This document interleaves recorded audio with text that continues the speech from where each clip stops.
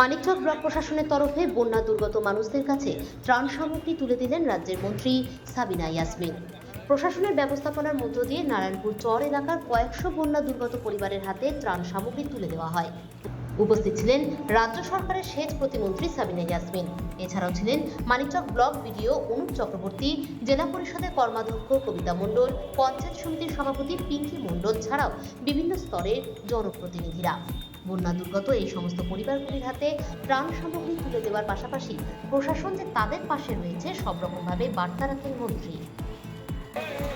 Day 1 থেকে আমাদের সরকার, পশ্চিমবঙ্গ সরকার শ্রীমতী মমতা ব্যানার্জির নির্দেশে ব্লক প্রশাসন এবং জেলা প্রশাসন রীতিমতো সার্বিক একটা বন্যা হলে যে ত্রাণ থেকে শুরু করে যে সুযোগ সুবিধাগুলো দেওয়া দরকার আমরা আপ্রাণ চেষ্টা করেছি। তারপরেও হয়তো কারোর মন আমরা ভরাতে পেরেছি, কারোর মন ভরাতে পারিনি। এটা ত্রাণের এটা নিয়মই আছে, কিন্তু আমরা আপ্রাণ চেষ্টা করেছি। বিগত দিনেও আমরা দেখেছি 98-এ যখন বন্যা হয় তখন কিন্তু মানুষের হাহাকার তৈরি হয়েছিল। মানুষ পর্যাপ্ত পরিমাণ ত্রাণের দূরের কথা সরকার পক্ষের লোককে আমরা দেখতে পাইনি।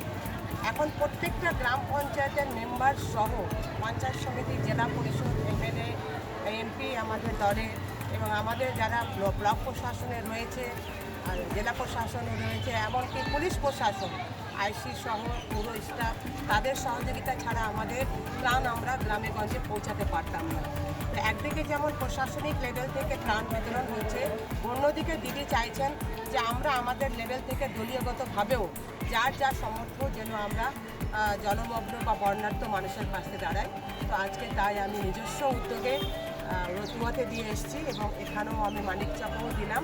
এবার বাকিটা আমাদের যারা নেতৃত্ব রয়েছেন তারা পৌঁছে দেবেন। Bureau news Bangla Times.